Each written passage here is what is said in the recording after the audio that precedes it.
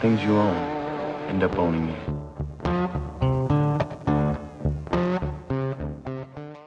Minnesota. Cold as fuck. 20s today, you said? Cold as fuck, bro. It Cold. warmed up a little bit last week. We got up to 40s, and I'm like, oh, it's spring, bro, because it's end of March. Like, okay, it's gonna start to warm up. And then 2 days ago, it was like 10 degrees outside, hurt to go outside, and now it's like back up to 20, but it's still shit outside. Like the car sounds like it's gonna explode every time we go somewhere. Oh, yeah. I don't miss that. Waking up in the morning, taking like a hot cup of water, like just dashing it on my fucking windshield to get the snow Yeah, off. I don't get miss that everything at off. all. Yeah, it's I, brutal. It's brutal. San Diego is where that's where my heart is, man. Or LA and just going yeah. somewhere warm. Yep, Why, that's it. why San Diego? Because that's my favorite city in California. I try to keep it on the low down, trying to tell too many people about it because it's the best. Man, I went to go visit Dr. Tommy John there in La Jolla, and like Oh, I no just fell in love. shit. Yeah, I fell in love with it, man. Like that I was staring at this Airbnb that was just it was like $40 a night on the beach. Like I just woke up onto this like beautiful view of the beach, and like the weather, it was never too hot, it was never too cold. I was like, bro, this is paradise. I just came from, and I went in the middle of winter in Minnesota too. So I was like, this is perfect. Dude, you got to meet Tommy. I didn't know that. How was Yep. that? What was that visit all about? You just went out to meet with him or do a session with him, or what'd you do? Yeah, just went out to meet with him, talk to him. It was during, I think it was during the start of COVID or something like that, because my college, I was working at a college at the time, as a strength coach. Mm-hmm. And so we were off for some reason, and I'm like, fuck it, book it there. And yeah, I got to train with him, hang out with him for the week. Just a total, like, one of those dudes where you meet him and it's like that energy that he brings online, like sometimes you meet people in real life, you're like, you meet this dude and you're like, holy fuck. Like the energy he brings online is a quarter of what it is that radiates off of him in like in real life. And yeah, so we just Jay chilled. I was probably at his place for like 8 hours straight. Like it was crazy. Okay. Just This training with him, talking to him, hanging out with him. Yeah, this is when he had his office because he closed that down since then. Yep, yep, So this yeah. is recently or years ago? This was 2 years ago, and then I went again last year, I believe. I think it was last year. Make sure I Be- got my timeline right. Before he closed, and then now Yep. he's Now he's vagabonding gone. kind of thing. Yeah, Yep, yeah. yeah, with the Yeah, girl. he's a character. He's an intense guy. Yeah, man. I never met him. I'd love to. I gotta. What kind of things did you pick up from him? I really love the like he has this principles board, but basically like his whole principle is like you heal you, which I think was super powerful. And he probably took it a little like extreme in some of the things that he's going with, but like that Sure. philosophy is so like powerful for me because it's like you see these athletes and these clients that you work with, it's like anything wrong with them, it's somebody of authority tells them that is wrong with them, and they get stuck with this kind of diagnosis. And if you're not in the health world, like Hmm. these athletes, like everybody thinks these athletes are in the health world, in the sports. No, bro, they want to go play games. Like they don't give a fuck. So somebody of Yeah. authority tells them something. They have a bad back. They have like they need surgery. They need to go do this. Hmm. Somebody of authority tells them that they have no idea, bro. They're just listening, and it's like, okay, if it gets me to go play my game, I'm gonna go do it.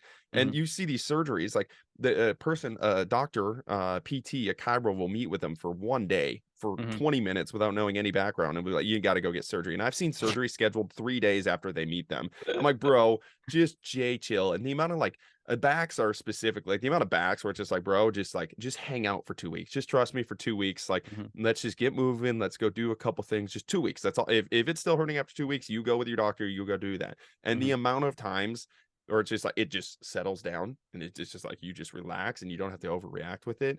It's crazy. And like we're stuck in this like diagnose and like fix like with a tool rather than just like you heal you, just give it time. And that's not with everything. I'm not saying like that's cancer or going in that sense, because I think Dr. Tommy John goes in that route a little bit, but Sure. like those principles I think are super powerful and super empowering for athletes that like they just don't they're not given that information. They're not given that side of the spectrum at all, I feel like. Yeah, man. It's I don't know where I picked up that saying, but you probably have heard it, where it's like I don't even know the analogies that they make, but it's something like, chefs cook, carpenters, build wood, work with wood, and surgeons cut. So it's like if you're gonna go to a surgeon, he's of course he's gonna tell you like let's cut you up, let's do this. And like you said, it's not to say that surgeries are never necessary and don't ever go to a doctor. They're all bad. It's not saying that, but it's the same time, like you said, just maybe give it some time. I feel like most people, including athletes, don't take nearly enough time to explore their injury, where it came from, what kind of things have they been missing, how they can prevent it from happening again. I mean, has that been the case with you? 100%. And well, and Mm. it's tough too, because it's like something happened, and it's like for a lot of these athletes, they've put their whole life into being an athlete, their whole identity into being an athlete. And that's a whole nother conversation of like, okay, how can you break that a little bit and understand it's a game you're playing? But for a lot of these kids, it's like, well, for a lot of them, it was an escape from where they were. A lot of them, it's an opportunity to go to where they want to go. And they have an injury and it's instant. It's like, oh fuck. You see your entire identity shatter in front of your eyes. And then it's instant reaction. Like in that moment, it's fight or flight, instant reaction. Like what can I do? How can I get this back? How can I do this? So you're just listening to whatever. So and then you have somebody again. It's like, yeah, it's like the thing I always say is like, never ask a barber for a haircut from Nassim Taleb. Like he talks about that too. Like, of course they're gonna tell you yes, but it's like you are so reactionary in that moment. You are so fight or flight in that moment that you're going to Mm. anybody that can tell you that they can fix you. And of course, again, of course, the surgeon's gonna tell you they can fix you. And I'm sure, again, I don't believe it's a lot of like ill intent either. Like if you're a surgeon, you went through years of school and you actually believe you can fix people. That doesn't mean you're right though. You know, like Mhm. there's a lot of studies, especially with backs, where it's showing that like rest and placebo have the same exact effects as surgery, you know? And it's like, so Yeah. if you don't have to intervene, don't intervene. And that's where it's just like giving the athletes when they're in that reactionary fight or flight, just an option, just an Mhm. option to be like, okay, just breathe. Like Mhm. we're gonna be fine. It's gonna be a 2 week thing. We're gonna Yeah. move it. We're gonna get through, and you're not gonna have to like lose your whole identity. You're not gonna lose your career based off it. Because when you're in pain, that's all you can think about is like, Yeah. oh fuck, I'm never gonna get out of pain. I'm never gonna move the same way. And you see these athletes, like you see it, like they run through it all in their head, and they lose that identity piece. And just being there when they're in that reactionary state to calm them down and be like, let's look at our options. And again, that's not to say that you blow out your ACL, you're gonna have to go get surgery right now. Like that's our option. So you're gonna go surgery there. But for a lot of it, it's like just give them more options than what they're currently handed when they're in that reactionary state, and then let them make informed decisions. If their decision is still to go do that, I'm not there to fault them. I'm not there to stop them with any of Mhm. that. But just not selling them something instantly because they're in that reactionary state and they want something to fix them. Taking their time. Yeah, man. I don't know. I really hate to be polarizing. I try not to be. You know, I think it's important to find that middle ground in things, but I'm gonna have to be a little polarizing now. I mean, I'm just think. Look, that you mentioned ACL. A lot of those surgeries, it seems like there's like a hierarchy of surgeries. ACL, maybe meniscus, some of those kind of tears. It seems like surgery a lot of times fixes people up and they're back to it and doing things. But if it's like shoulder stuff, hip stuff, I don't know. Those ones really scare me because, like, again, I don't want to be polarizing, but I've just never met a person that said, yeah, I had this really crazy shoulder surgery and 4 years ago, and you know what? Never bothered me since. No, like I haven't met a person like that. I don't know. Maybe you have. Have you? It's always like, yeah, it helped me. Like I felt better for like a year or two, and then it started clicking again, and then something else happened. There seems to be a bit of a hierarchy of things that we're right now currently able to fix, and then other things where it's like, I don't even know if you should even look into. Like, I mean, really try to avoid surgery as much as you can on those sort of things. Yeah, and it's like using again, it's like what can you use before you get to a knife, you know? Yeah. Like like you don't need to fucking put a nuke on the like anthill right away. Like let's put some pesticides on there. Like let's maybe spray him with a water hose first, you know? Yeah, But so like yeah. with an ACL, I feel like a lot of it's just like we don't really have any other solution right now. I mean, you can strengthen the quad, you can do things, but you don't really have an option other than nuke it with the surgery. So that's Right. kind of like why I feel like that hierarchy kind of fits there. But like again, Mm. with a lot shoulder specific, like glad you brought that up because that Backs. one, How about I've backs? Lower backs, backs, mid yeah, back. I mean, necks, anywhere. It's just like, yeah, fuck, man. I don't know. Like those scare me because again, it's like ACL. Although I do know a dude personally. He's missing both of his ACLs are torn off completely, and like the kneecap wiggles and everything. But functions, does backflips, all sorts of shit. But that's a special person. I'm not saying yep. everybody can get to that place, and even with him though, it was a huge long process that he went through with that and got to the place where he's at now. But yeah, man, I don't know. As much as I can, I try to discourage, or okay, not discourage, encourage to explore other options, right? To look into things, and there's so many things. And I was looking at your Instagram, man. You just I think maybe yesterday had a post that said, like go into a cracky backy, it's not gonna fix your shit up. Yeah. I like how you put that little cracky backy because that's really popular too nowadays, right? Just to go to the chiropractor and get your crack, and you're like, oh, I'm done. That's it. We're good. The amount of placebo of like of that quick fix, and like that's where it's like if you offer a quick solution to something and you like and you give that placebo to people, they're gonna take it. So that's where it's like, yeah, because I struggle. It's like, who do you fault there? Like, do you fault the person looking for the quick fix? Because it's Mhm. like, okay, part of it's just like you do like it's not gonna be that quick. It probably took 20 years to get to that point. It's gonna take just a little bit to get out of that point. Nobody's Mhm. gonna have magic hands to fix them. So provide them with the information. But it's also like you can't be a Cairo right now and like truly in your heart believe like what you're doing is magic and is working, you know, like if you're in the science world at all, if A you're looking at any of lot this of them stuff at do, all, though. A you know, lot of them like do. I hate to it's be again. I hate to be polarizing, but a lot of them do. Right? It's like also their some of their philosophy. Again, it's not to pick on chiropractors because everybody can be this way, but their philosophy, right? It's like just let the body heals itself, right? It can do these things on its own. You don't need any pills. You don't need any of these crazy surgery, except it's your something I can sell spine, you. except your back. Your back, you got to see me for your back. It can't heal itself. You can't do it. You know what I mean? It's a bit of a funny kind of philosophy where you're like, hold on, it's a little bit of hypocritical there, in a sense. Well, and I feel like I think we talked about this on my podcast, but it's like Yeah. that's where you have to sell. Like, what are you selling? Like, how do you package? Because if you're selling injury prevention and if you're selling fixing, like you in some way you have to be needed in that way. Mhm. Whereas like sell anti-fragility or sell like performance. And I think you can get out of that because strength coaches now are getting in a lot of like they find themselves stuck in the like I'm selling injury prevention. No, you're not, bro. Like if you watch bass, like I just watched KD. It happened a couple weeks ago, but when he twisted his ankle, he was going for a fucking warm up layup and just slipped on the ground, twisted his ankle, messed it up, was out for like 3 or 4 weeks. That dude has access to the best strength conditioning coaches in the world, and you're Yep. telling me like injury prevention, you're gonna go fix that dude? Like, no, bro. Like, so it's like we get stuck in these like, okay, what are we trying to sell? What are we trying to sell? Don't sell poison. Like, don't sell things you can't actually sell. And that's where I feel like the Kairos, the Mhm. PTs, the sport. Again, that's why I don't want to pick on the Kairos too, because it's all fields. It's Right. Kairos, PT, sports performance. It's all of it. It's like we try to sell things we can't actually sell. One, for our ego to feel more important, and two, to like fill our bank accounts. And I'm not Mhm. faulting anybody for filling their bank accounts. Like that's Mhm. one of the faults of like strength conditioning is they all like it's for the good of the field. It's like bullshit. Like go fill your bank account, but fill your bank account by not selling poison. Like you don't need to be a snake oilsman. And I Yep. think part of that's incompetence. It's like not actually doing your research. And I've been there before too. It's because like when I started in the field, I thought, okay, I can fix sport like injuries. I can do this. And I had a Mhm. lot of really good coaches tell me, no, you can't, bro. Like, look at this. Like, look at KD, bro. You're gonna go fix him. Like, no, you're not. No, you're not, bro. Like, that's not gonna happen. So I think like educating yourself on a lot of these things, educating yourself on pain, educating yourself on injury, and just watching the sport itself, I think is super helpful. Mhm. So because that incompetent piece, but then if you are not incompetent, then don't be scammy, bro. Like don't sell your shit because there's a different way to do it.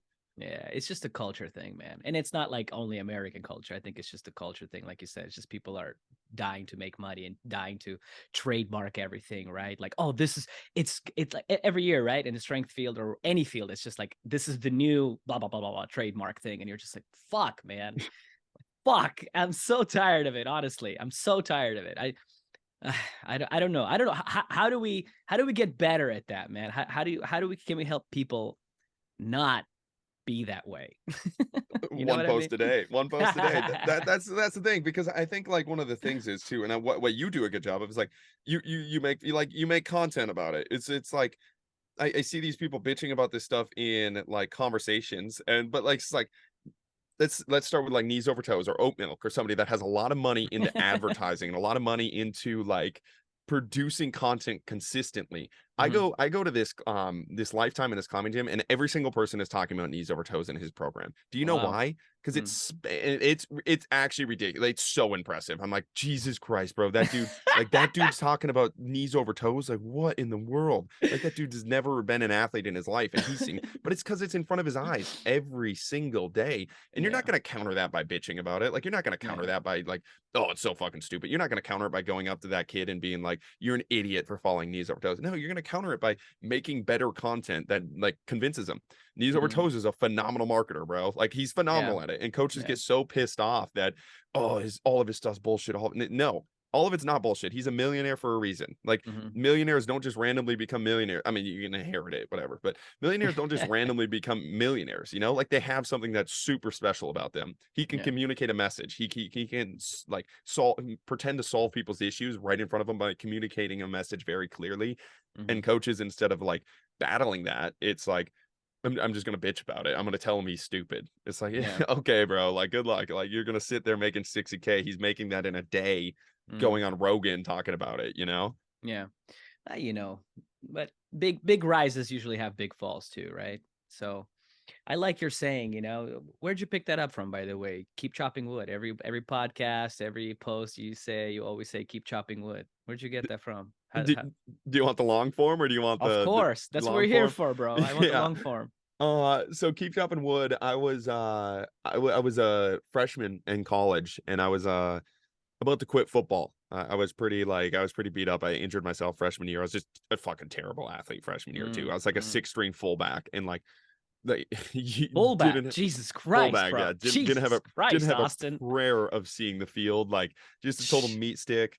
And I was on my way up to walk up to my coach's office and tell him, hey, like, I'm about to quit my college coach's office. And like, hey, I'm about to quit, transfer out, kind of take this easy path in life. I was going to transfer back home.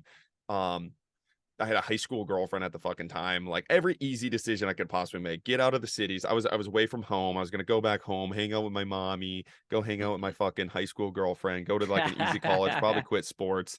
And I was on my way up to go quit and do all this because I was struggling, like everybody struggles. And I texted my high school head coach. I was like, hey, coach, who's a big influence on me? And I was like, hey, coach, just wanted you to be the first to know that I'm quitting football on my way up there now. Just want to let you know.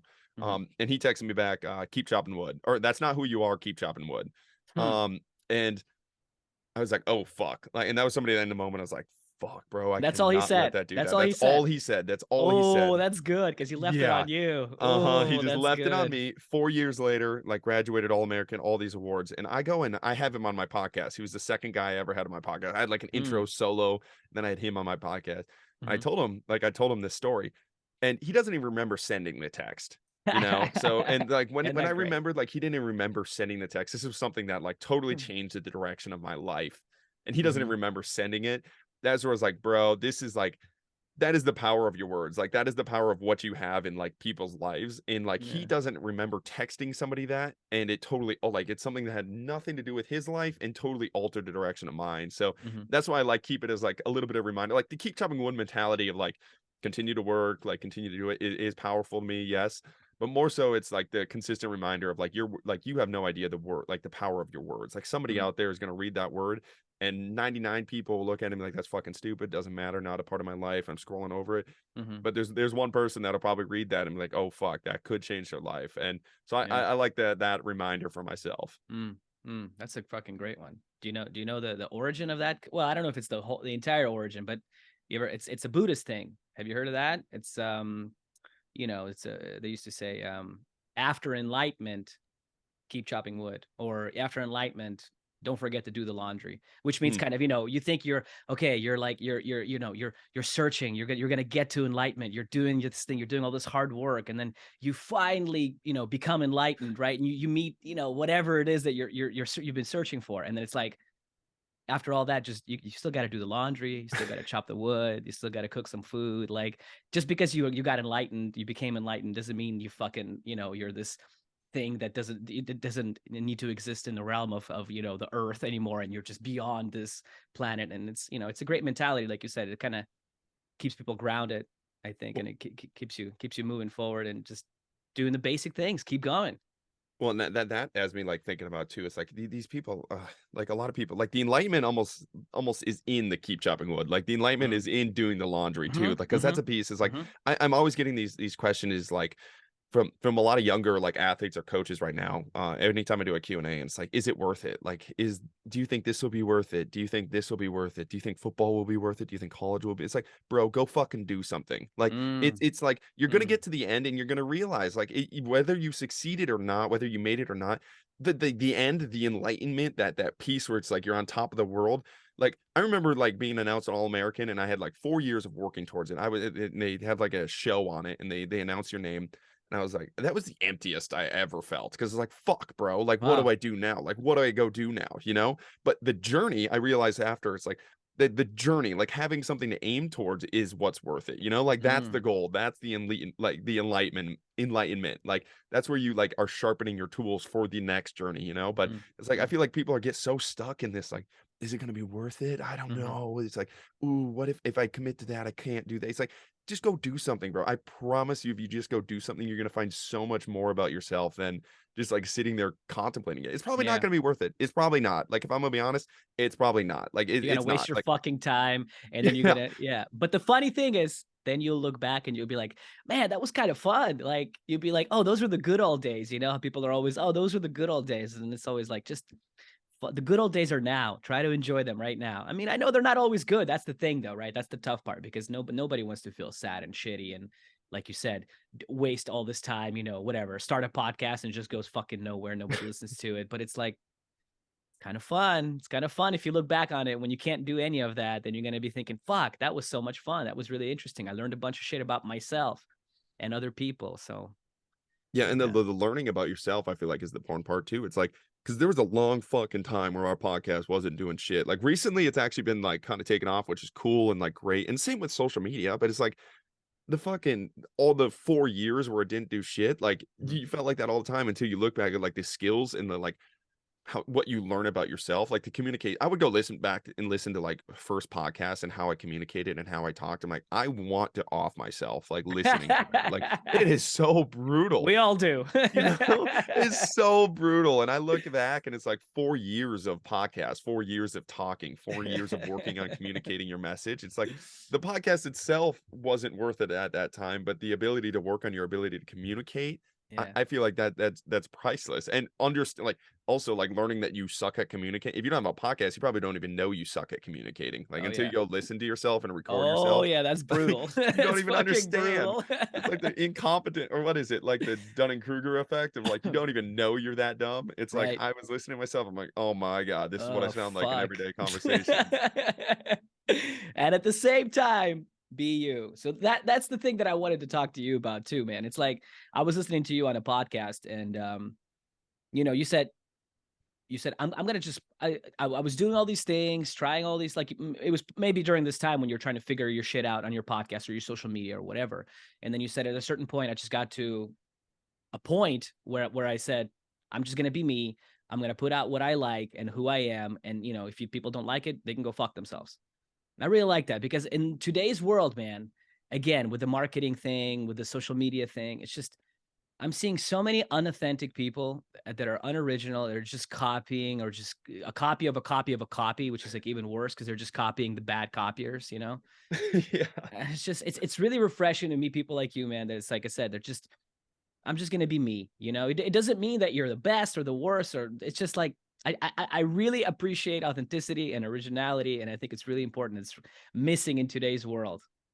Well, I mean, it's brutal to like watch it though. It's like other people, it's like they're so trapped in who they think they're supposed to be. Who was it? I just watched a clip of oh, what's the actor's name, man?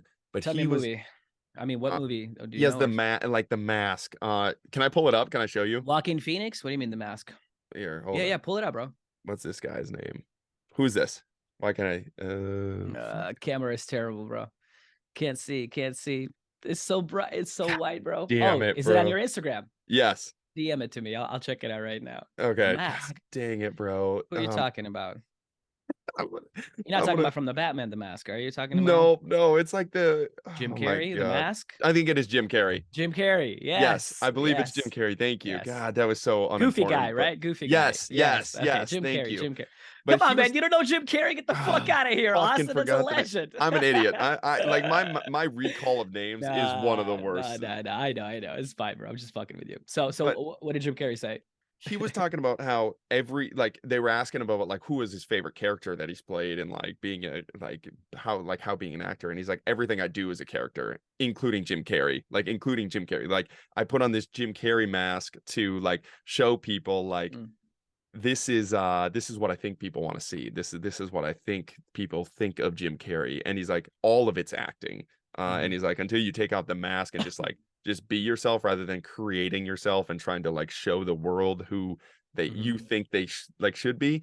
Like everybody's acting, and he was talking about how that's why acting wasn't so hard, like why it was easy for him, why he picked it up so easily, because he was already doing it in his life. And that's what I feel like a lot of people are. It's like, what what who do they want me to be, you know? Like what do they think of me? Like, man, it doesn't matter. Like, just be yourself. And because people pick up on that, and social media is really bad because people don't know who they should be on social media. Like, that's a big thing. It's like, Yeah. oh, like, what should I say? What's too far? Was it So it's like, man, self-conscious about it, right? Just like, yeah, oh, what if this? Oh, what? It's just fucking, like you said, just keep chopping wood. Just fucking go for it. Try it just out. You go. know? You're gonna Yeah. figure it out. People Yeah. that care, you don't want them in your life, bro. Like that. Mm. This is one of the big things I tell people. Like we doing consults with younger coaches. Like, if somebody cares, if somebody won't hire you because of something you, unless it's egregious, unless you're Kanyeing it out here, bro. It's Yeah. like, Yeah. Yeah.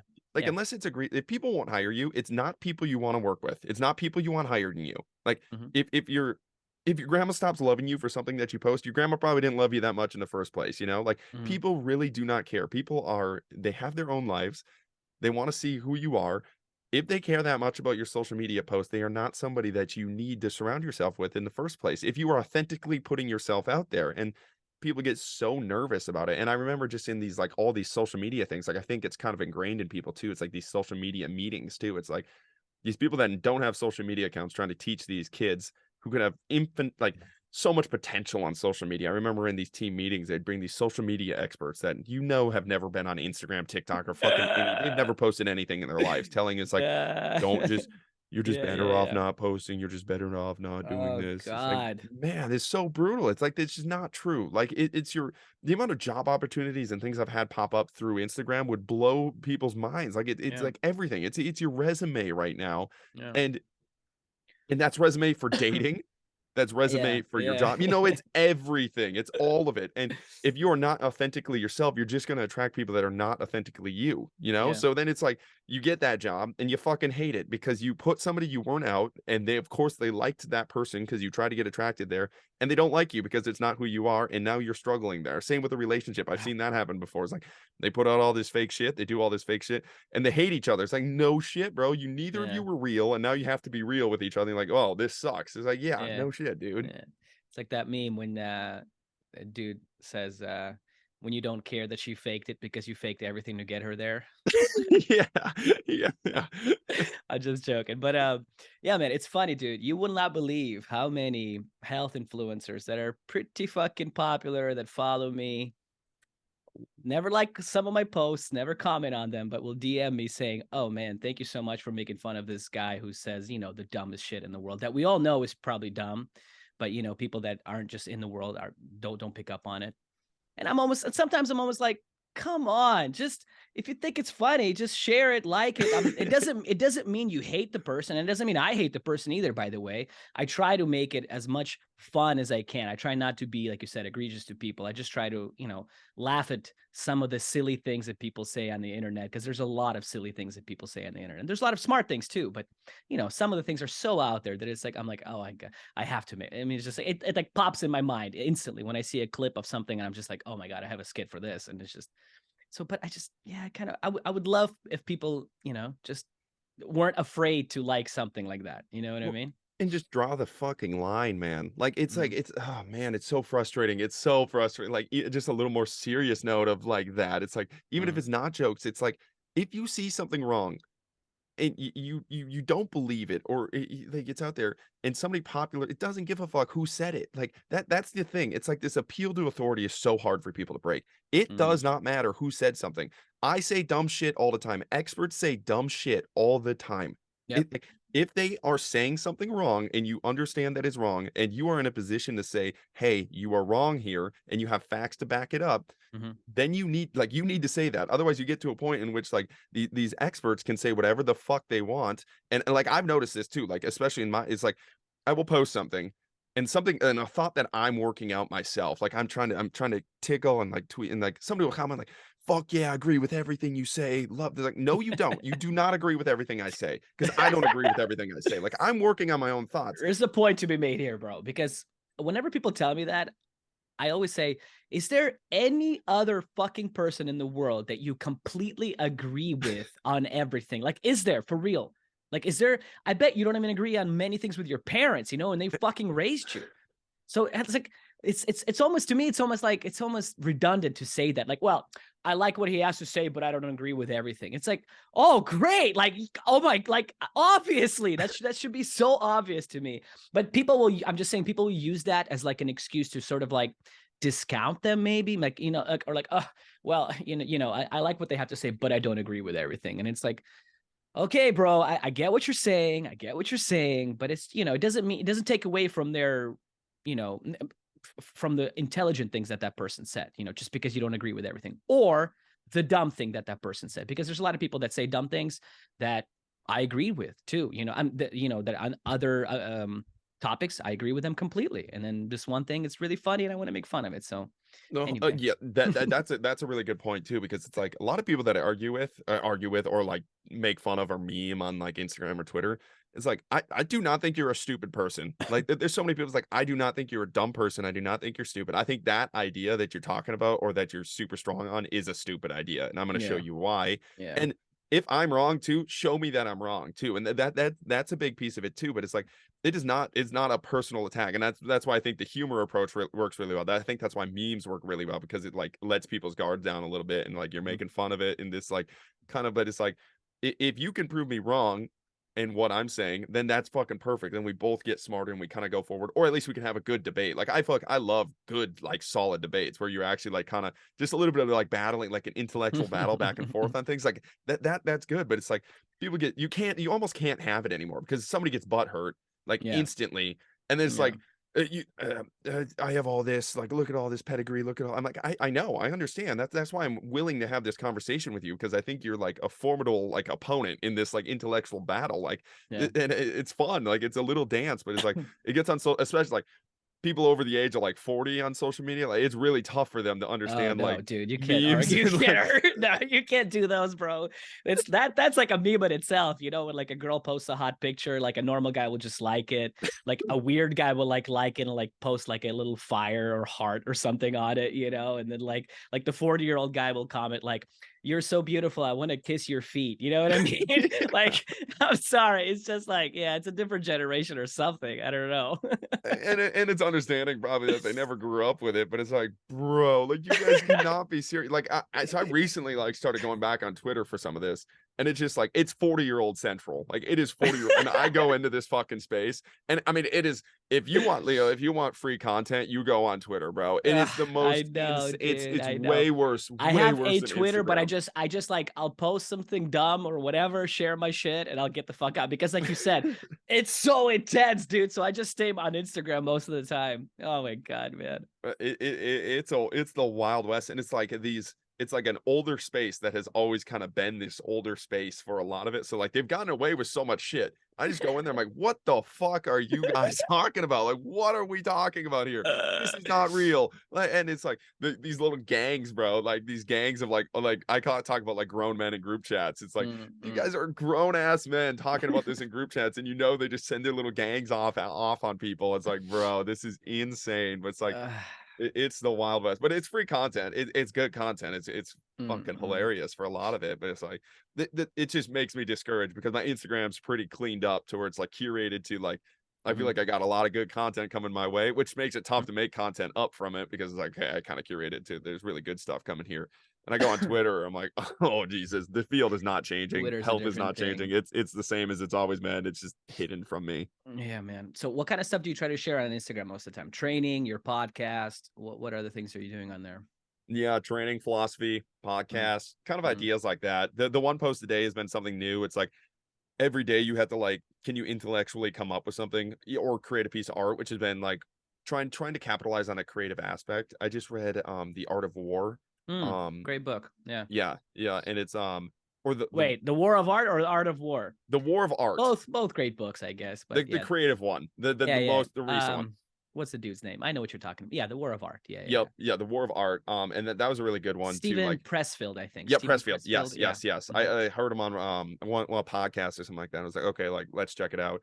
And the book is really good because it's like stop being a fucking pussy. Like go create like I that. like how you Like his summarized it whole, for like I us. was expecting, like he was talking about creative, and I was like, okay, like he's gonna talk You how to thought it get was in a going to be flow some foo-foo state. shit again, right? Yeah, Like, like I oh was going through, yeah. and it's like, fucking go sit down, get your Well, shit together, and go create content. It's not be all gonna be the professional. yeah, Yeah. be professional, and it's not all gonna be the fucking Bible. Like you're not gonna write the Bible every time, but Mhm. like if you want to give your shot to write something like that, a book that has lasted forever, like go be a fucking professional and go put the work in. And I think that's a big piece of it. Is like a lot of coaches like are like, I don't know how to do social media, I don't know how to write, I don't know how to do blogs, I don't know how to get my go fucking do it. You're not Mhm. gonna learn you're not gonna learn complaining about that. And I know I'm the third consult that you've paid for waiting for me to tell you it's all right, but it's not, bro. Like you gotta go do it. It's the only way you do it. So that's been big for me on social media of like figuring out what the fuck do I want to talk about. And if Mhm. I force myself to post every day, I really got to hone that into what it is. And I don't totally know what it is yet. I'm piecing it together. I'm going back and forth. I really like playing with a lot of thoughts and ideas and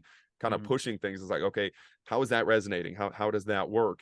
Okay, I'm getting pushback on that. Why is there pushback there? Am I wrong? Are they wrong? Is there consensus there? Is there kind of, but I really like that the balance and playing with it. And I think the exponential growth. So if you use it right, social media can provide this like exponential growth in your life because you're actively you're throwing yourself on the cross for people to go throw stone, like they can throw stones at you. And if they're throwing stones at you, it's like, why are they throwing that stone? What is that? And then you can go fix that part of your life, or you can go It's very explore true. that part of your life, which I think has been super powerful for me and like kind of my growth, especially if it's like, and this is like athletes too. Like most athletes are athletes because they got attention for doing what they do. Like they're attention whores. I'm an attention whore with that. You know, like I like doing that. So it's like what I we really thought about like what motivates me to be a fucking better person.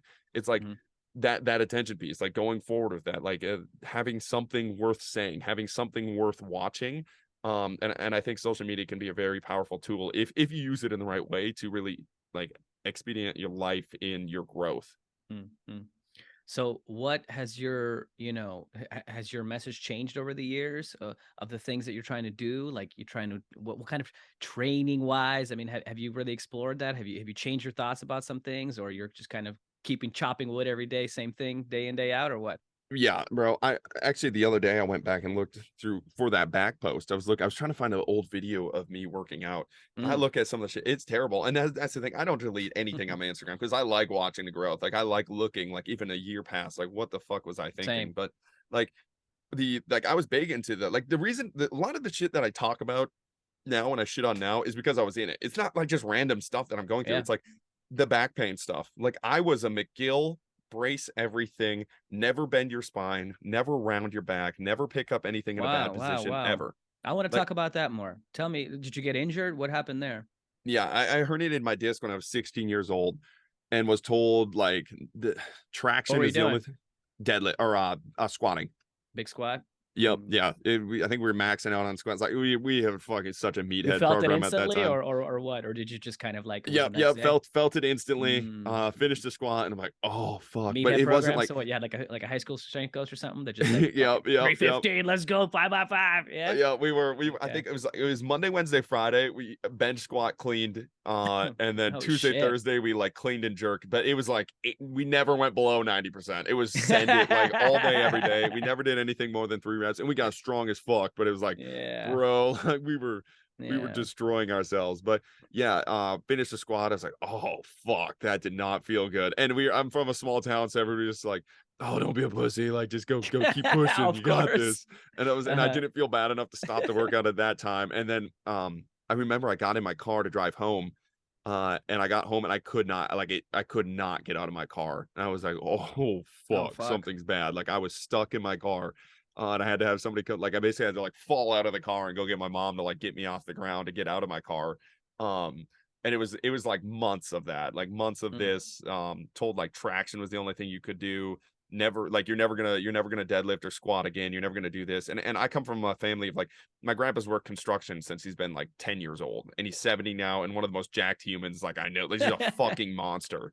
And I really started to think like, there is no way at 16 I'm going to be less capable than he is at fucking 76. Like there's Mm. just no way the body works. So I always had that doubt in my back of my mind saying that.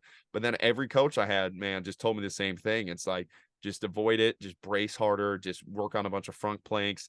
And like over time it healed just because it healed, but like I couldn't do any of these movements. And the worst part is like I would find myself in these movements playing football, throwing. I was a thrower in college, doing like a lot of rotational work. I'd find this myself, and of course I'd be incapable. It's like this self-fulfilling prophecy of I was told, and I told myself I couldn't do it.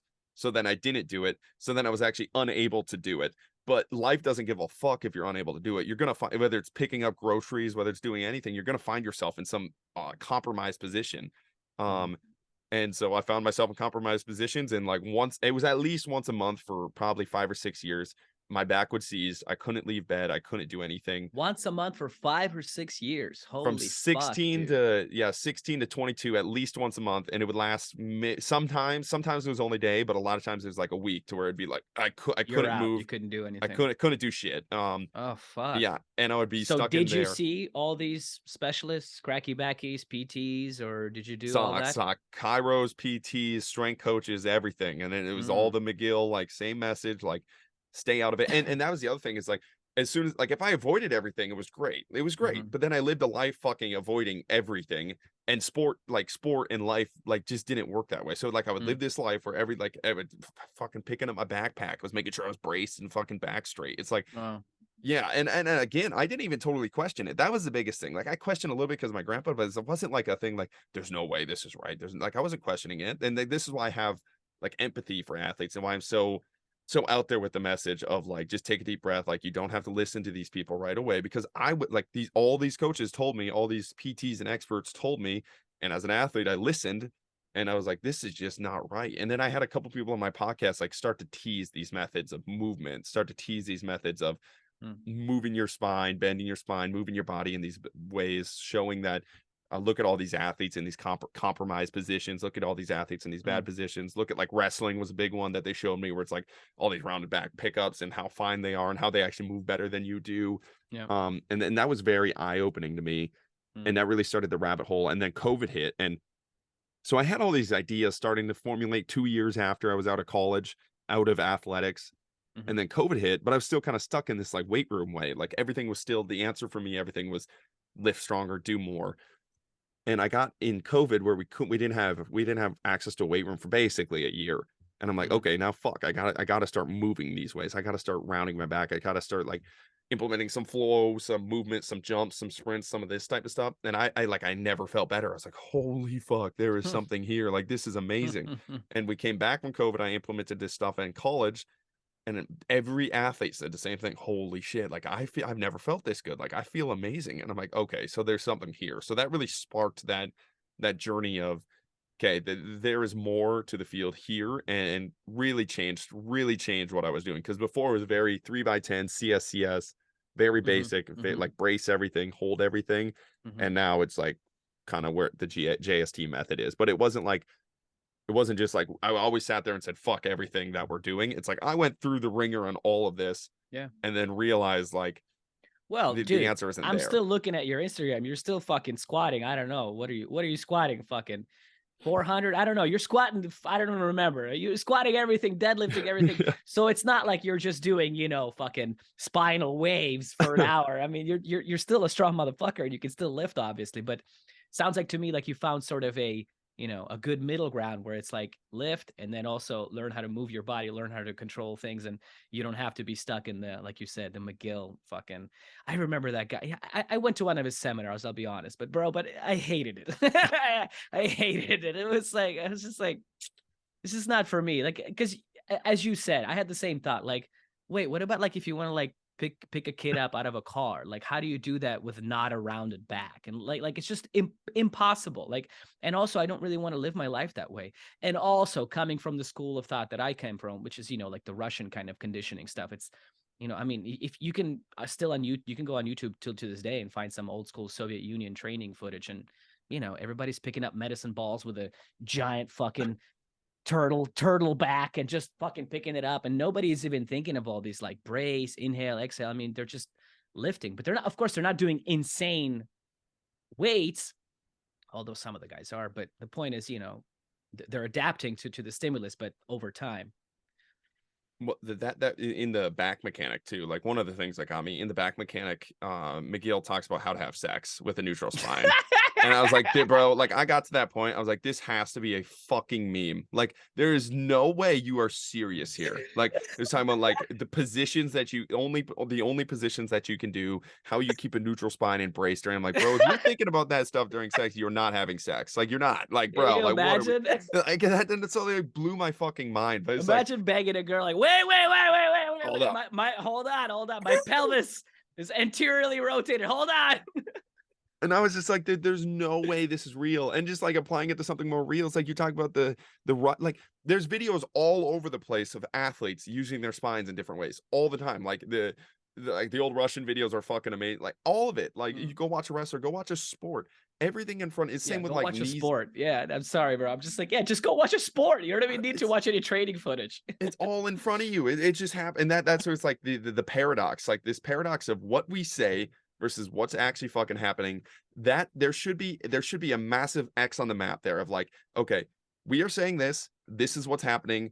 What the fuck's like, what's happening here? Which is wrong? Like, do we need to fix the athlete? Do we need to fix what we're saying? But we don't fucking explore that. We continue to say this continues to happen, and the fucking paradox just sits there happening. And we still tweet about it, we still Instagram. It's like it's almost so obvious, but we're so blinded by the biases and the boxes that we're stuck in that this is what I talk about. Like, you can't see what's in front of you. Like it destroyed these systems which are supposed to help you, because there is a lot of chaos with the body. There is so much complexity with the body that there needs to be systems to help you with it. There needs to be systems that like simplify things. So if you had to fucking worry about everything at all moments, at all times, you'd never get anything done with your like sports performance or anything. You'd be too stressed out, like, oh, there's so many variables, I can't get anything done. You turn into a sports scientist that goes crazy. But these systems help formulate it and help you kind of like navigate the complexities of the body. But that's what they're there to help you. If they are trapping you, if you are stuck in the system, it's no longer helping you, and you need to be able to get rid of it. But we can't, like, we are unable to. We're so grasped by the system that it's not helping us anymore. And I think we forget the purpose of what these systems are and the purpose of education. It's to help us see what's in front of us, to help us navigate what's in front of us, not to ignore what's in front of us. Yeah, man. So how did you go? What did you do to, fix your own shit? And how is it now, by the way? Do you feel like you've conquered it, or, does it flare up still to nowadays? You never did end up having surgery or anything, right? And never did anything crazy like that. So what were some of the things that along the journey, again, I know it wasn't one thing that fixed you up, but what along the way, what were some of the things that really helped you out? Gymnastics was a big one, actually. That was a big one. Starting with, because I like forward rolls, like segmenting the spine when you watch a forward roll, like, and it was starting to slow it down, but doing like slow-mo forward rolls and backwards rolls.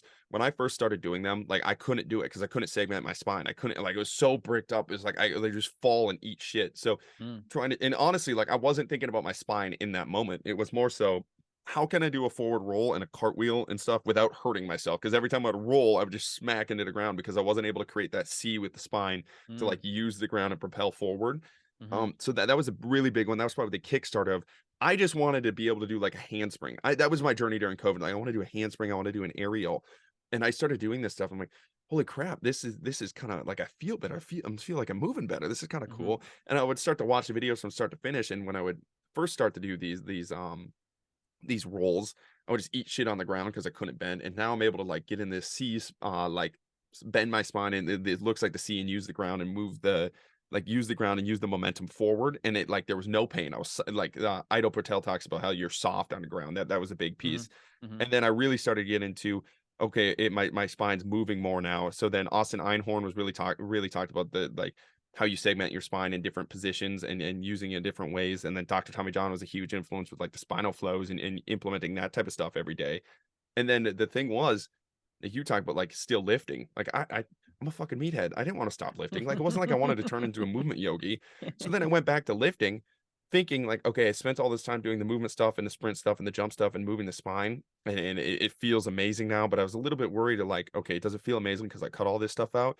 No, I went to lifting. I was way fucking stronger. I was getting way better positions, and the lifts didn't hurt anymore. Like, that was the biggest eye opener. Like, the last what is March now, 3rd month, so almost 4 months I deadlift every day in a different position. Like some are Jefferson curls a little bit lighter, some are higher reps, but every day I've deadlifted for the last 4 months, and I haven't had pain. And before I was totally unable to deadlift, and if I deadlifted heavy it would be like 2 weeks of pain. And now I'm deadlifting every day and just continue to explore. Like we say one thing, I'm gonna try and prove that the fuck wrong. And like you say, you only deadlift, you're gonna hurt your back. You're gonna, it's like it's not true. Like you have to regress and you have to build up and you have to do these things. But what you're actually saying is not true. And here's a data point to show that. So that was kind of my journey of a lot of the gymnastic stuff and getting the spine to move again, adding some flow-based stuff, and again, not turning into this movement yogi that doesn't really do anything cool or anything with my body. Bounces balls against the wall forever. All right, like a But lot of those dudes did. Yeah, it's again, funny. finding that middle ground of not being the full-on meathead, but not being the full-on movement yogi, and just like a functioning human, like that can do cool shit all the time in all these fields. Now with the deadlift, say, do you okay, like if you're being honest, like are you just going by feel every day, or are you structuring your program like, okay, Monday, like you said, I'm going to do Jefferson curl, Tuesday I'm going to do whatever deficit deadlift, or are you just kind of going by feel into whatever you feel on like that day? How do you structure that? I have a little bit of structure. Like Tuesday, Fridays, I lift with a coaching group, and then those are kind of like the yeet days. So I kind of save like the big deadlift days for theirs. Those days, one of those days is going to be like a unilateral deadlift heavy. One of those days is going to be a bilateral deadlift heavy. The other days, what I've been trying to do is once a week I hit 100 reps, one set of 100, and I add 5 pounds a week to that. That's great. Yeah, so a legend. I don't know anybody that does that. I used to do that back in my young, dumb, and full of cum days. That's awesome, though. No, honestly, really, that's great stuff, dude. And that's been one that's really like just been building up the hamstrings. So I've been doing they're RDLs. So I've been doing one set of 100 RDLs. I started with a 25-pound bar, and now we're at 25s on the bar. Been building those up. One set of 100. Twice a week I'll do Jefferson curls, just because that position is very compromised for me. It's not I'm fucking super weak in it. And again, that's the self-fulfilling prophecy. I haven't, the reason I came up with this fucking excuse of like I can't deadlift because I hurt my back. It's like, no, like you can deadlift, you just haven't, so you suck at it, so you don't want to do it. You don't want to do things you suck at. I'm a really good I'm a good squatter. I enjoy squatting. I look cool when I squat. I do it, so I do it often, so I get better at it, and it's like this continued process. I suck at deadlifting. I don't want to do it, so I continue to suck at deadlifting. So that was a really big thing. It's like I'm going to add in these Jefferson curls because I suck at them, and notice a huge difference in the hamstrings and then the flexibility and the aspect of like picking up in these compromised positions, and the health of the back like feels amazing there. So those are like the big things. And then a lot of it's like playing. So the bilateral deadlift will kind of change every day. We'll do some deficit pulls. We'll do some pause deadlifts. So we'll kind of experiment there, and same with the unilateral. We have a lot of fun with it. Otherwise it gets fucking super boring for me. Of course. Picking something up off the ground has been a big journey for me, because I've been so bad at it for so long, and trying not to suck at something that I currently suck at. Now, out of all of those, and there's, I definitely don't believe there's ever a one thing that fixes everything, right?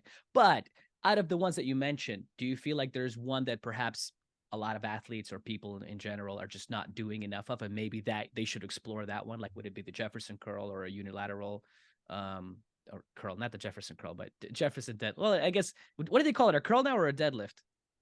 I've always called it a Jefferson curl. But okay. My bad. I think the Jefferson isn't it, maybe I'm fucking this up, but I always thought the Jefferson deadlift was the split pull when we stand over. I don't know, but could you explain to us the thing that we're talking about? We're talking about the one where you're rounding over your spine, going down nice and deep below the box or bench that you're standing on. So straight legs, you stand elevated and you round your spine. That's actually been one.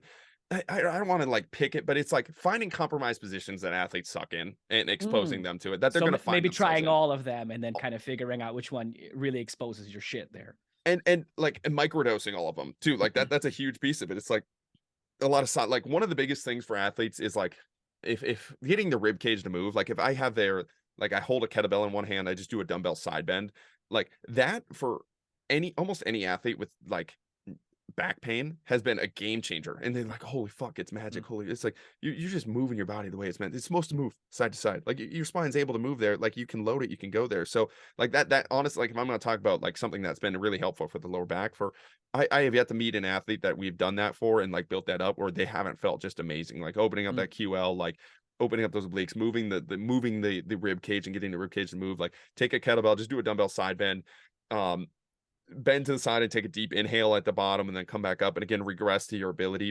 A lot of times you don't even need to do it if you're really in pain. You don't even need to do like a kettlebell in your hand, weight it up. But athletes that we built that up for, that's been a game changer for a lot of people. But the Jefferson curl is really good too, because again, it's just moving that spine through a range of motion that it's not totally used to.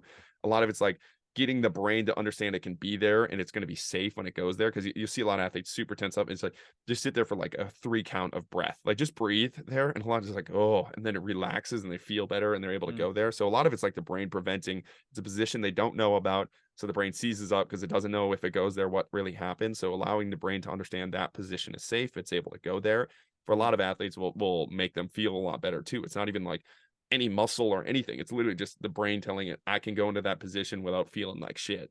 Yeah. The thing that you brought up, the side bends, I think super not super rare to see people doing it. You're totally on point about that. Doing anything, whether it's like getting in a hyperextension bench and just doing some side So bends, good. right? Or doing the reverse, sort of a reverse hyperextension, but on the side, right, where you just got your oblique against a bench or whatever. Nobody's doing them, and I totally agree with you. Big game changer for lower back stuff. I don't see. I rarely see. Everybody's sort of catching on to the Louis Simmons sort of style of reverse hypers, right? And just regular hypers and deadlifting. But as far as like obliques, I feel like nobody's doing them. And again, in gymnastics, it's very common. I grew up doing some of that. So it was very normal for us. It's like at least part of a warm up. And I don't see that being done in the gym often. You're probably the only guy, honestly, bro, that I follow that I see you do something like that regularly. And twisting.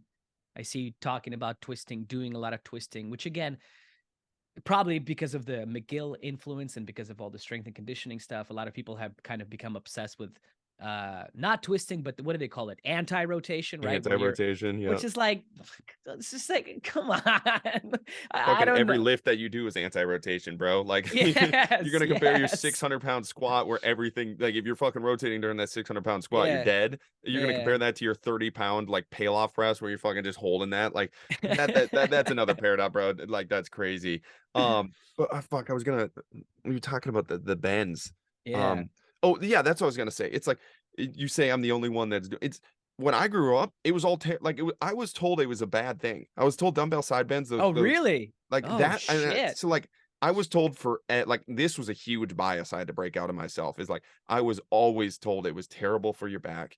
It was one of the worst movements you could do. It's a huge waste of time. Like I was Wow. told that since I've been like 18 years. Once I first started getting in the sports performance world, it was all anti-rotation planks. Like don't waste your time on these dumbbell side bends. They're super dangerous. They're like a vanity thing. Like so like when you say that, it's like I think of my biases like when I grew up, everybody told me they were terrible, and that's not even in the back world. That's not even exploring the back. That was just sports performance. Everybody told me it was one of the worst things you could do for your spine, just a waste of time. So it kind of makes sense now. Yeah. Like everybody growing up through that era was told it was terrible. Nobody's gonna really do it unless you kind of break out of that mold. But that was a huge bias that I had to break out of. Interesting, right? I grew up doing a lot of martial arts, so for us, it was like it's almost dumb because if you're doing judo, man, if I'm gonna throw you on your back, I'm gonna twist and bend really fucking hard. That's the way to do it. And the funny thing is that most of the injuries are rarely the back. It's always like the knees because you're doing a lot of quick, snappy things with it's really the knees, honestly, I would probably say, and maybe fingers, just injuries that you keep like hitting this spot. But I don't really know anybody that has a bad back from twisting and bending all the time. And again, you gotta like, space it out. You can't be dumb about it, right? You gotta like build up to it. But yeah, I don't agree with the whole anti-rotation thing and the whole anti-bending thing. It's really funny, man. I don't it hasn't worked for me. And again, the people that do it regularly have some of the healthiest backs I've ever met. And it's but you talked about like judo where you're talking about where you're twisting. Like I played fucking football. Like that's every tackle, bro. Any That's pass rush true move. too, right? Like that's why it's so stupid. Because it's like if you just again, and I couldn't piece it together because I was told it. So it drives me insane because I'm like, how fucking stupid was I? It's like I watch pass rush videos all the time. Like that's all I did. Like I was a defense lineman after a little bit. I was like, I want to pass rush like these guys. I want to move like these guys. And I would see these guys dip, rip, and like fucking throw these 300-pound monsters off to the side. And my solution to that was I need to do a fucking front plank and I need to squat more. And I was like, I could not piece those things together. Like, it was just so like, it's so funny now looking back at Yeah. it, but it's like, you talk about like it's common sense. I was twisting and throwing people all the time. I was like, yeah, fucking most sports are, and it's still like it's something that people do not see. It's like Tennis, no contact sport. Tennis. I mean, think about tennis, like how much you gotta twist. Fucking twist, bro. And it's like it should be such common sense, but it's just it's not. But again, if you're just able to watch the sport and just say, like you said, like, but you don't see the back injuries there. It's like, yeah, we probably fucking shouldn't, but like the strength conditioning, it probably caused more injuries than it's fixed with our approach to it. And we're so stubborn to looking into something new. It's like, we don't have the answers, well, we don't have the people are still getting hurt at a high rate. I can't turn any, like, if I pick somebody off the road, if I had the answers, I could pick somebody off the road and make him an Olympian. That's having the answer. Like, I could fucking just make them, make them. So we don't have the answers unless you just want to say it's all genetics. Like, if you want to just say it's all genetics, then you can't say you have the answers, like that's a big piece. You can't have both worlds. You cannot funny, have right? both worlds. That is funny. People do that, don't they? Right? That's just genetics. Oh, but listen to me. But listen to me. Yeah. Like, so that's the tough part. Like, you can't do both things. If you want to admit it's all genetics, like, I don't necessarily believe that it's all genetic. I think it's probably a huge part of it, but it's like, you can't sit there and say that and then also say you have you don't get best of both worlds. So you have to admit you don't have the answers, and we're still exploring, and we need to explore systems, and we may never have the answers is probably a good point of that. Like, The Beginning of Infinity is a really good book about that. As soon as you think you have the answer, like, it opens up a new realm to all other answers and all other questions and answers to questions. All answers do is open up more questions. So it's like, it's always infinity. You're always at the start of the infinity.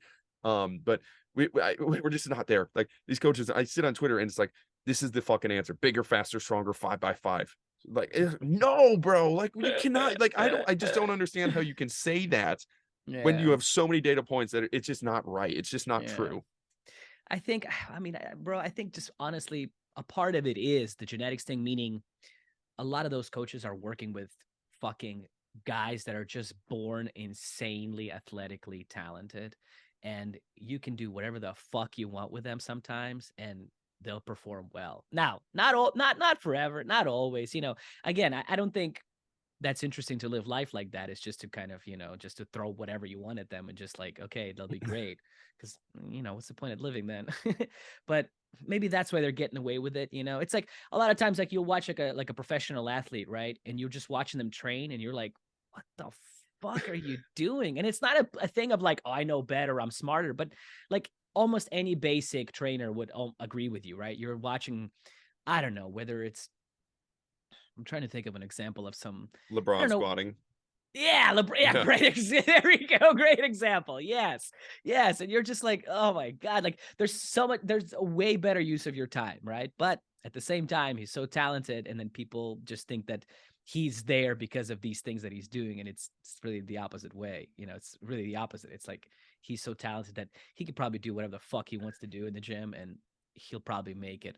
But at the same time, it catches up to everybody at some point. It catches up to everybody. So, I don't think that having that point of view is good either, because, again, at some point they'll get injured. At some point they'll do something really dumb, and and also, it doesn't better you as a coach, right? To not even think about what you're doing with an athlete.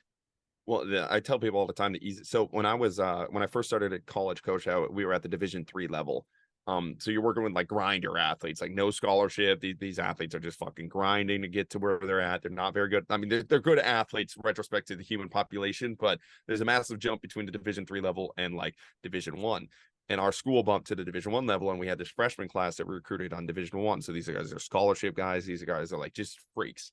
Easiest job I've ever had. Easiest job. I would tell them, like, hey, this is how you squat. And something that would take 6 weeks to teach a like Division III kid.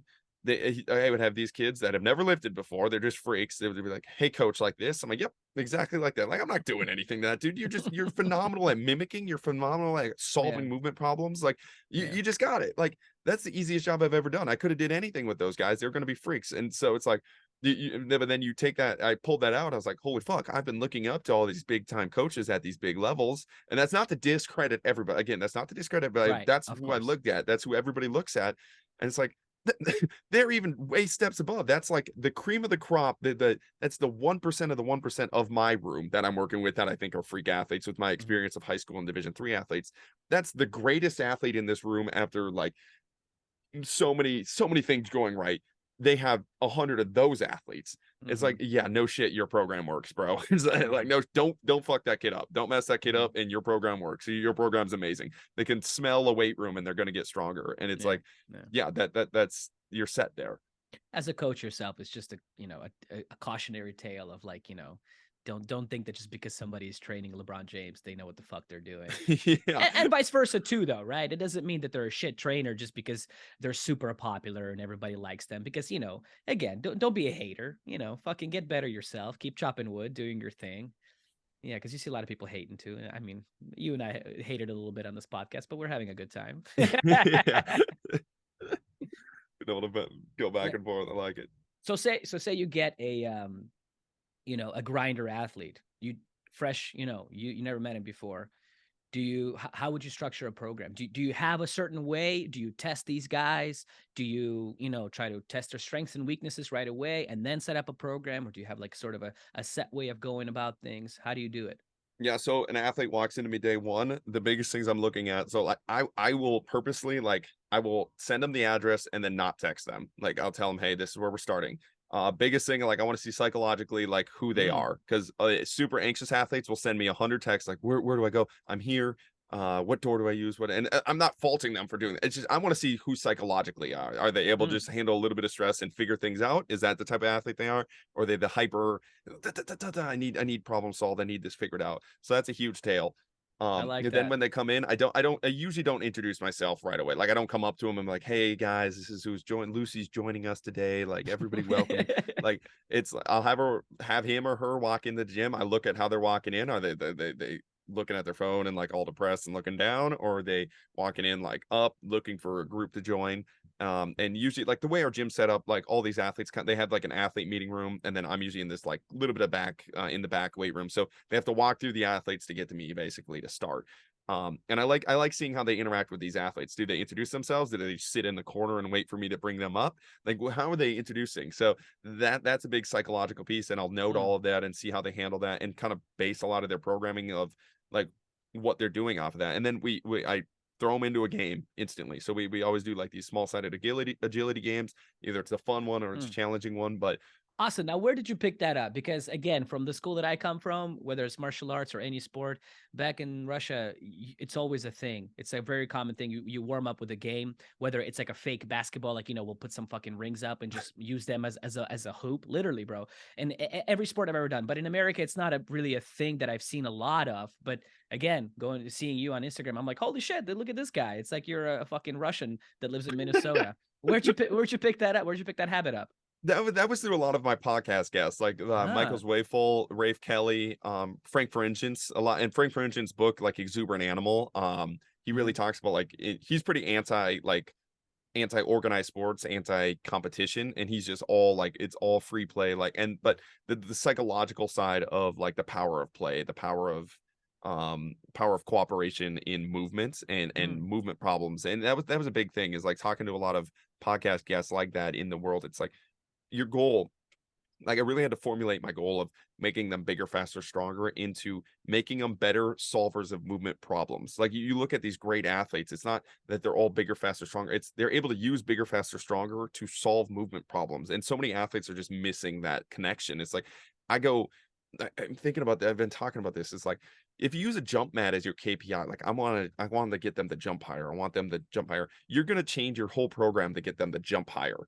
And of course they're going to do it. So it's like you're spending all this time to get them to, but your goal with them is not to get them to jump higher. Your goal is to get them better at their sport, to solve problems better on their sport. Jumping higher does not do that for any athlete. If that is their massive missing link, okay, but there's not a single athlete out there that if you just increase their vertical and do nothing else, they're going to walk onto the field and they're going to be a better athlete. They're going to perform. They're going to become the star player. They're going to go from bench to starter. It's like I want to use the KPIs of bigger, faster, stronger through this game method. And it's like, so I watch them play these games what's the rate limiting factor? So he has this. So let's go. Like we have this narrow field. Really, the only way to solve the problem is to out sprint the next person. I'll set up environments like this. So the only way to solve the problem is by beating them with speed, because it's the field isn't wide, so you don't really get to juke them a lot. So you got to out sprint them. Can you out sprint them? Okay, you're kicking their ass every single time in a one-on-one. You're able to out sprint them. I know speed is not your rate limiting factor, but a lot of coaches will sit there and like go sprint these guys and do it, spend a bunch of time getting them faster. It's like, I just watched. That's not his issue. But I Mm, put him in the same environment and where speed is the answer, but it's 2v2, and he doesn't know how to process all the information around them. So that's an information problem with that person. So mm, that's how I really like to break that down with the athletes is what are the movement problems they are struggling to solve, and how can we get them better at solving those movement problems, rather than I need to get them bigger, faster, stronger. Bigger, faster, stronger allows them to solve movement problems, but solving movement problems is a totally different aspect of it, and you really don't see that until you implement them into these game aspects. mm. Fucking love it, bro.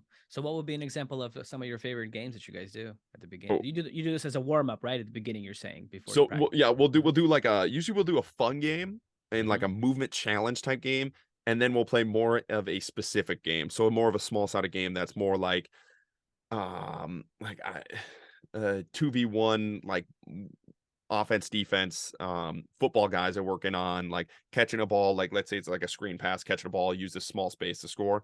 But for the fun games, like we have this exercise ball, and we've been playing exercise ball handball, and it's been one of the greatest games we've ever played. It's this massive fucking exercise ball. It's like a Swiss They ball you made, right? Like Yep, a a just Swiss a... ball. Yep. So we've been playing handball with that, and it's been the greatest thing ever, because the big ball like slows everybody down, so you really have to cooperate and like make a ton of passes and communicate in that way.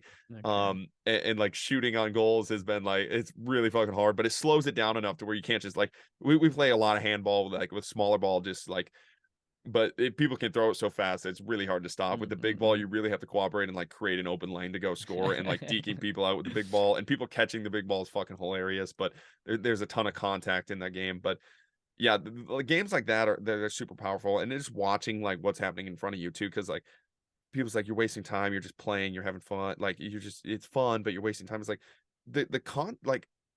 the stimulus they're getting from that, the amount of volume they're getting when they're running, the amount of like agility they're getting. Like I ran 17 3-cone shuttles that you guys normally do, like when the fucking athlete hates it and there's no Mm-hmm. context to it. I ran Mm-hmm. 17 of those in this 10 minutes, like doing fun, like soft tissue prep, agility, like we're Yeah. doing a ton of stuff. Like the stimulus is still there, but again, people are unable to see the stimulus because there's smiles on the athlete's face. It's Yeah, like, yeah, yeah, it's yeah. so goofy, No, man. you gotta lay on a foam roller, bro, for 40 minutes. Yeah, That's what it's you like gotta it's so do. goofy. Yeah, yeah, yeah. That's funny, man. So from after a game, does the structure continue? What do you do? What would you do next? Yeah, we'll go game. And so I like the psychological, like, so you get that massive, like everybody's going, competitions like firing. So I apply that like psychological energy into like our main output of the day, whether that's a sprint, a jump, a heavy lift. That's kind of what I do. So I kind of funnel it from this massive high spike in energy. So they come from sitting in class to like playing this game. They're all sitting there screaming at each other, having a ton of fun, massive energy up in the room. I'm gonna funnel that into the thing that I want intent for that day. So maybe it's a barbell squat, maybe it's a bench, maybe Mm, it's a med ball throw, maybe it's a jump on the jump mat, maybe it's a sprint. But so we'll funnel that intent into something that has a massive stimulus input for the day. And then a lot of times I'll slow them back down. So they have these two big, like high energy things. You're lifting a lot of weight, everybody's rah, everybody's going. Then I'll draw them into what like kind of what we call like building armor. mhm. And that'll be like either a 100 rep scheme of like a small height hip movement, ISO for like 2 or 3 minutes, a dead hang for like 2 or 3 minutes, but building the armor, some of these small soft tissue things that we're kind of working on. Mm, But a lot of mm. it's like the psychological challenge too of can you go from this super high environment to this environment where you're pretty internal, it's kind of a fucking grind. We're building soft tissue, you get the physical aspect, but can you go from here to here without being all pissed off? And you'll have to have a lot of conversations with athletes. It's like they're able to get high. A lot of athletes are able to get high and they're able to go, but they can't go internal. They can't like sit on the bench per se, and kind of what we're mimicking there a little bit. And then from there, we'll kind of draw them back out into more of like the arms for moms, more of like a high energy thing again, more accessory type work. Maybe it's like secondary type movements that we're going to do. Maybe it's an RDL if we're trying to build up like the posterior chain, stuff like that, more accessory type work. And then we'll funnel them back into that low energy high rep armor building. So we'll have two of those blocks in a workout, an accessory stage, and then the high stage at the top. I love that you think about all this shit, man. Most people don't even think about all this. No. Yeah, I lived in my gym for 4 years, so I didn't have a lived in life your for a gym long for time. 4 years. Yeah, Holy shit! I want didn't to have a hear life this for a story long now. time. Tell me this story now. What is this? I was homeless for 4 years. I didn't have fucking any money, bro. I What? graduated. Yeah, I didn't have any money. I didn't graduate college. I was sleeping at my college for a little bit. That I worked at. I was making like 4K for the whole year at my college. That I Oh, worked at as the head strength coach for the football team. wow. So no fucking money at all. And I was sleeping at my college. I was able to shower there. All of my clothes were from their lost and found. I was wearing the lost and found shit all the time. And I was sleeping at the college, and the janitors fucking went into the room that I was sleeping in, into my office, because they did the night session. So the night round of the janitors caught me. I was like, fuck. So I wasn't able to sleep on the ground of my office at the college anymore. So I had to leave there, and I had to go sleep on the ground of my of my gym and break in there every night because they have an alarm system, and the owner Oh of the my building couldn't God, know that we were man. in there. So yeah, we slept on gymnastic mat. I put a gymnastics mat on the ground. Yeah, I had a fucking blanket and slept there for 4 years. So I had a lot of time to think about a lot of this shit. Legend. Okay, oh man. Oh man. I can't imagine you were eating grass-fed burgers then at that time, and lots of organic strawberries, right? It was probably were you grinding it out or what, man? Bro, the moving into a house, the number one thing, I didn't give a fuck about the bed. I did not care. A kitchen, man, having a kitchen and home cooking food for the first time, so unbelievable. Like, it was Life changing. so nice, because they had this grocery store I have next to had this fucking bagged chicken that I would fucking throw in a microwave, and it was like, I look at it now and I still am repulsed by it because of like how Ugh. many nights we had that. But yeah, I had to cook, and I had to do it in secret too, so like you had to like do it at certain times of the day or like super late at night, because there's other tenants in the building and you can't have them knowing you're fucking sleeping there. You're gonna get kicked out. You're gonna lose your house and lose your fucking gym for sleeping there, because it's not legal to sleep there. So like setting that up was a total shit show. But yeah, it was a ton of like bagged chicken, fucking like Chipotle, Oh oatmeal, my that God, type of man. stuff. Oh my God. So now that you're a big boy, you did your time. How's your diet looking now? What do you do? Do you have Much yeah, better. Like, I just finished some fucking grass-fed steak and rice upstairs before this podcast, and I'm there eating you go. There you some go. organic blueberries now. So Yeah, I saw in your stories, somebody asked you like, what's your diet like? And I think you posted it might have been grass-fed beef and some veggies and some blueberries, but then at the bottom you wrote, and I also smashed 2 pizzas yesterday because you got to yeah. stay elite. Yeah, me and the girl had a pizza off last night, so we kind of went out for there. So that was pretty good. Okay, so you don't subscribe to a particular style of eating, paleo, fucking whatever, vegan, fruitarian, I nothing like that, eh? I just try to cook my own food as much as possible, and then when it's time to go eat a pizza, we go eat a pizza. And you can get, that's the thing, is like, you can get pretty fucking lean. Like, I think big, like, if you just cook your own food, that's a huge thing. Like, if you just cook your own food and you know where Huge, your shit comes from, huge, huge. 90% of your issues. It's like, that's the number one. Then people don't, a lot of people, like a lot of athletes really don't want to hear, like, they want like a subscription. They want me to tell them, like, go carnivore, do like, just cook your own food. You're going to feel so much better.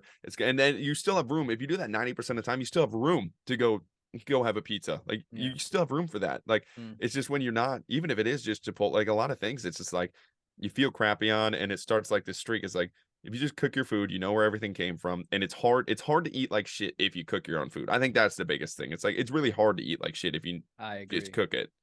I agree. And it just de facto, you'll be fucking eating better ingredients because you're not gonna like spray a bunch of fucking whatever weird oil in there or some, you're not gonna sprinkle sugar. I mean, you could, I guess, but you know what I'm saying. The point is, you're not gonna add a bunch of shit in there. You're just gonna like cook the steak and cook the steak. You're not gonna like, it's not gonna be some super processed fucking thing that has a giant ingredient list on it. And then when you start fucking cooking for yourself too, and you learn how to do it, like, I'm not an amazing cook by any means, but like, I do ghee, steak, and rice, like this meal that I make. It is not like I'm forcing. It's not like a chicken and rice meathead meal, like where I'm forcing it down. I look forward to eating it. Like, I'm like, Mm, God, this is gonna smack. Like, mm, once mm. you start to like understand how to cook it, like, if you were eating food that you hate all the time, one, it's not sustainable, and two, you're doing it wrong. I don't care how jacked you are, you're doing it wrong. There's a way to get absolute. I've been like, I think the lowest I was when we went on our spring break trip last year was like 6% body fat at 220 pounds. And I never dreaded a single meal that I was eating, like a single meal. Like you don't have to dread it. I promise you do not have to dread it. Maybe if you're going to be like the 2%ers of like the bodybuilding world where you need to be jacked up on steroids and like the last 2 weeks or whatever that you want to do, but you can get stupid shredded and look forward to every meal that you eat. If you just find out, and maybe you love chicken and rice. That's amazing too. But like, there's small things that you can do that chicken, you can broccoli, and rice. Yeah. Yeah, there's small things that you fasted do. cardio. Yeah, the classic shit, bro. And that you egg enjoy. whites. Yeah. But I imagine a lot of dudes ask you about nutrition. Is that kind of the thing that you tell them mostly first? It's just like cook your own food, just eat real food. Cook your own food. Yeah, find hacks for your own food. I think that's a big piece too. It's like one of the big hacks. It's small, but like throwing like chicken or like bone broth on your rice, like absolute game changer for your rice. If you hate eating rice, throw bone broth on it. Like I bet you're gonna fucking love it. If you don't like cooking, like or like even if it is just chicken, or you don't like ground beef, or you don't like steak, like throw like an avocado or throw some peppers in there. It's like very small tweaks to your diet can make a meal that is just disgustingly boring that you hate to like, this is a fucking 5-star meal that I love, you know? Like it's just small tweaks. And people like stress out. And there's so much shit information out there too. It's like strength conditioning is a shit field. There are some dumb people there. Nutrition, bro. The nutrition field, oh my god, like it's brutal. Like some of the things that people are told, it's tough for them to like break out of that mold. So have you met any guys that were on extreme diets, like a carnivore diet or whatever, and tried working out with you, anything like that? Have you had I mean, we have some hardos, and then I've never met somebody that's stuck with it for a long time. No, there you go. That's the key, isn't it? Right? It's funny, people, it's like same thing like with, I make fun of vegan. I mean, I make fun of everybody, you know me, but I make fun of vegan sometimes too. And it's like people say, well, this guy has been vegan for 4 years. And it's like, this one guy has been vegan for 4 years. And for that one guy, there's probably a million people that hasn't been vegan and are probably doing at least as good as him, or probably better. So it's just, I mean, if it works for you, it works for you. I'm all about that. I'm a big fan of like, if this thing works for you and it keeps working for you, great. But if it doesn't, don't do it just because this one guy is doing it. And it's like, just change it. Try changing it out. Especially when there's like, again, it's like, but people don't want to eat a certain way. People want to feel better, look better, move better. You know, like they don't want it. They don't give a fuck about a carnivore diet. They would take a pill if they like. Do you want to feel better, move better, look better? Those are the 3 things that you want. And there's much better ways to do it than going vegan. Like the amount of people I know that have gone vegan because of like one documentary where they told they were going to feel better, look better, move better. Like those are the 3 things they want. They were told that was going to happen. So they do it. It's like there's so many better ways that you can feel better, look better, move better. You don't have to completely change and fucking hate every meal that you eat. It's not going to solve the problem. It's not going to be a long-term solution. And you can still get those 3 things by doing it a better way. Yeah. So do you work with guys that have to watch their weight or get lean or anything like that? Or is it just, I mean, not really, right? They're just fucking working out, training hard, and just, or are you working with any like wrestlers, anything like that?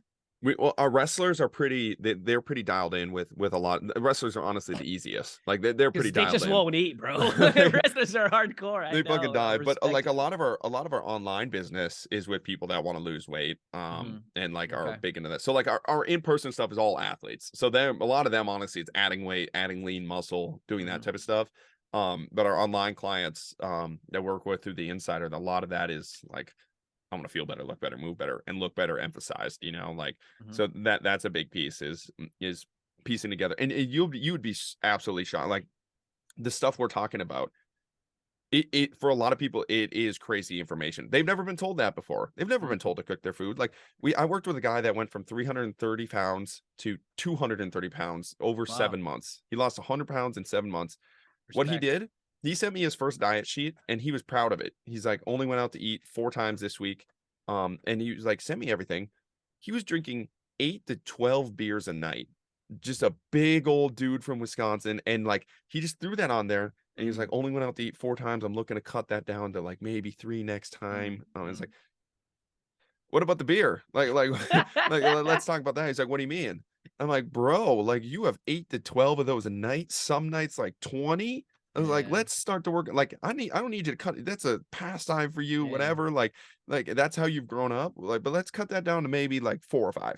Cut it down to 4 or 5. He lost 40 pounds. So it's like that was really eye-opening to me, because I've always been in this field. It really eye-opening to me of like the amount of times I've told people like, you can cook your own food and you're gonna see a lot of great results, and they do, and like, holy fuck, I didn't know that. It's like, Mm. that's magic. It's not magic. It's really not. It's basic information, but it's I not guess given just to some people. people are that's sad, man. That saddens me a little bit. But I mean, at the same time, look, it's great that you and I can work with people and help them understand these things. But yeah, man, that's crazy. I guess so. So basic stuff you recommend like that. Cook your own food.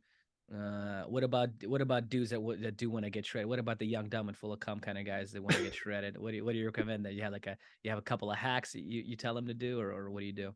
Well, for the guys that are doing that, usually we do like we add in Fat Boy. Like they'll get the whole program. So like fucking first like adherence to the program, like fucking go run the program. And usually guys like that they're solid with. But a lot of guys, it's like the skinny guys that want, I want to get jacked. It's like, no, you fucking don't. I'm looking at your program. You haven't logged in 4 days. Like you haven't done any of this. Like you're telling me like that's not gonna solve any issues. But guys that are pretty like things we've had good success with, like we'll do like Fat Boy walks. We call them Fat Boy walks. Fat boy walks. Yeah, every Okay. time we get skinny, like I try to lean out. I'll do one of those like once a day, 20 to 30 minutes of just like walking on an incline with literally holding 10-pound dumbbells and like adding Mm. those in and just walking for 20, 30 minutes to get a sweet forearm pump, get a good sweat. Yeah. You'd be Um, surprised, right? Like just like a good little incline walk can do for you. yeah, Yeah. it's simple stuff like that, like adding that in, doing some supplements with some stuff. Honestly, like the supplements are usually, and Noah Ryan was the first guy to really like put it in words for me, but a lot of it's like gateway drugs for this stuff.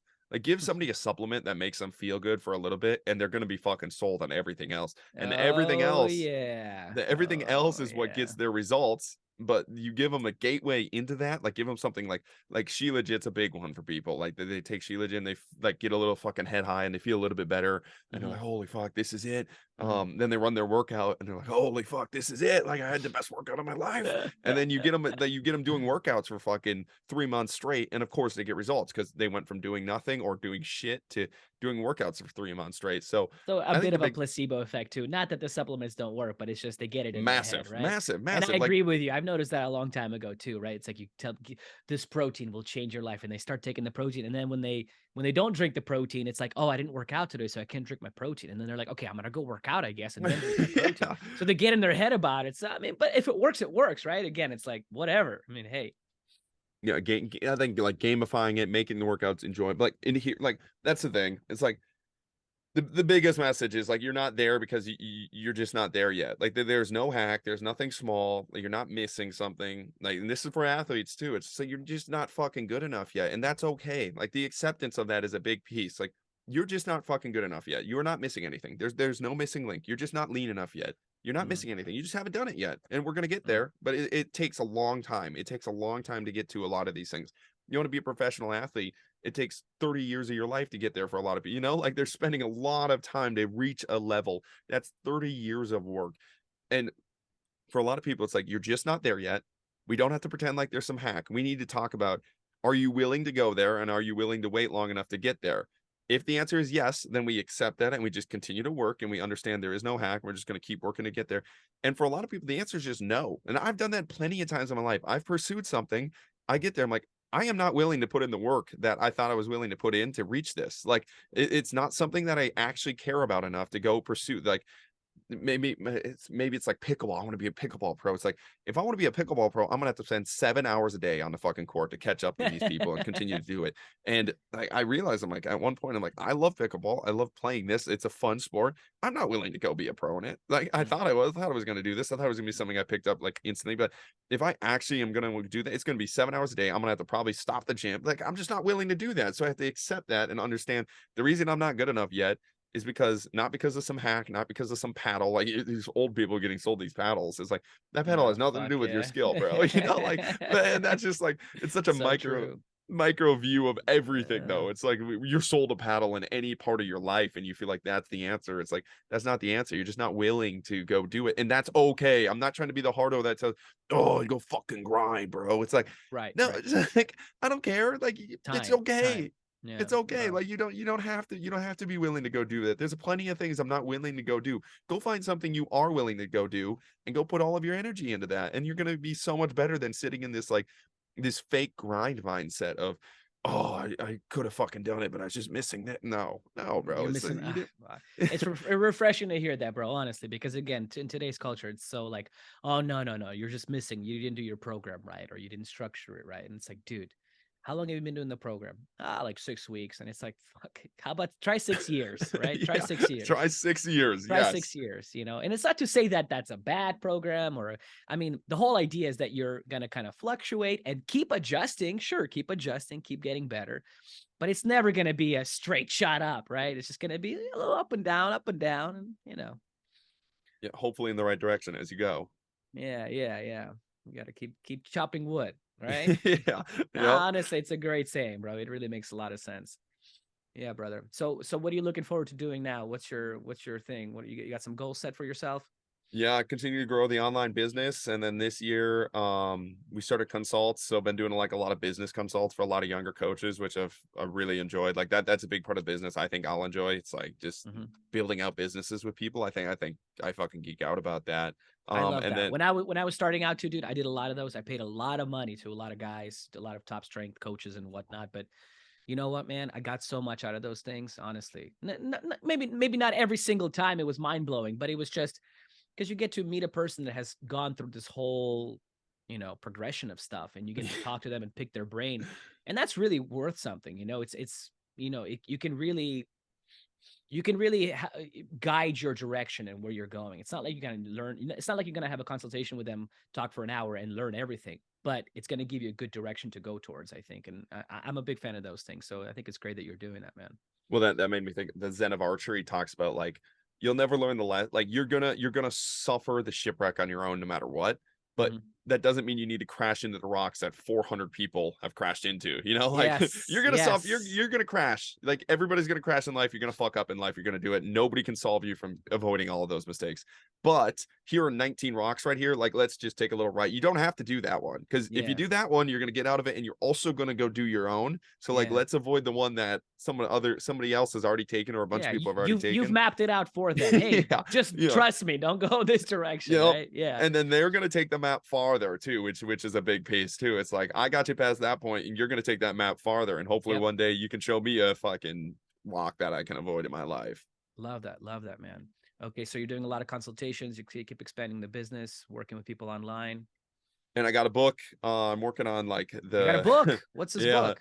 So I'm not sure if I'm going to make it an ebook yet or an actual printed book. It'd be kind of dope to be a printed book, but I want to get all my thoughts because I feel like I definitely want to go more writing, more like business center, something outside of the world of sports performance. I'm not sure when I want to take that, but when I do take that journey, I want the book on all my thoughts of sports performance in a singular book, so I can close the book. Like when I close the chapter on that chapter of my life, it's actually closed, and I actually have a book to hand people like, hey, these are all my thoughts on here. You can have it. So the book of Jochum, the elite guide to Yeats is kind of the whole general thought process there. But just a general overview of everything we do. Like I'm going to do a bunch of books within the book itself. So it's going to be like the book of spine, and it's going to be all the spine stuff that we talked about, the book of games, all the game stuff, the book of speed, the book of strength, all of that. So building that out, working on that, and hopefully that's done by the end of the year, and crushing that, or at least parts of it. Like I think the book of spine I'll probably release by itself just to start,